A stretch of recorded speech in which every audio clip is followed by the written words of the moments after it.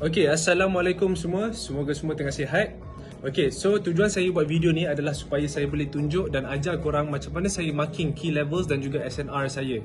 Okay, dan dalam VIP, okay, saya akan tekankan tentang big round numbers. Big round numbers di belah kiri, di belah kanan, maaf, dia adalah satu order yang di mana bank suka letak. Iaitu contoh HSBC, dia letak orders 1.1 billion. Okay, contoh di nombor big round numbers. Itu semua saya akan tekankan. So yang paling pertama sekali dan paling penting, saya akan ajar korang macam mana nak buat SNR dan juga key levels kita.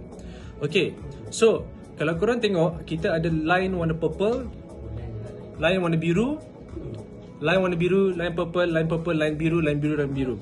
Line yang warna biru adalah saya punya daily SNR. Daily SNR, okay. Line warna purple ada H4 SNR saya. Okay, faham? Alright.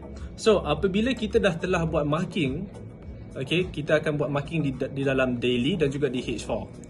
Okay, ni contoh warna purple H4, saya telah jumpa SNR key level saya akan marking. Di daily, alright, pun benda yang sama juga, saya akan marking. Dan tujuan kita buat benda yang ini adalah supaya kita boleh tahu di mana tempat dia retrace. Contoh, lepas sesuatu breakout, dia akan retrace.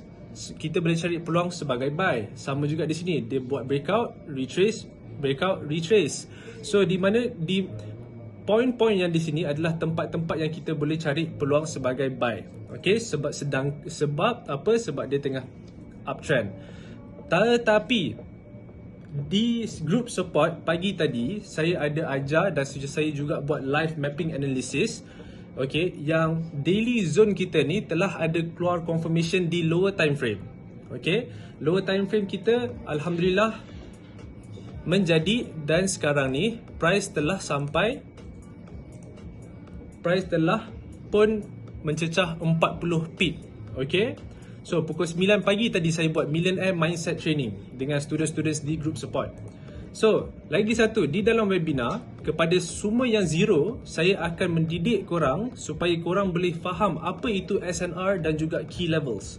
Itu sangat penting, okay?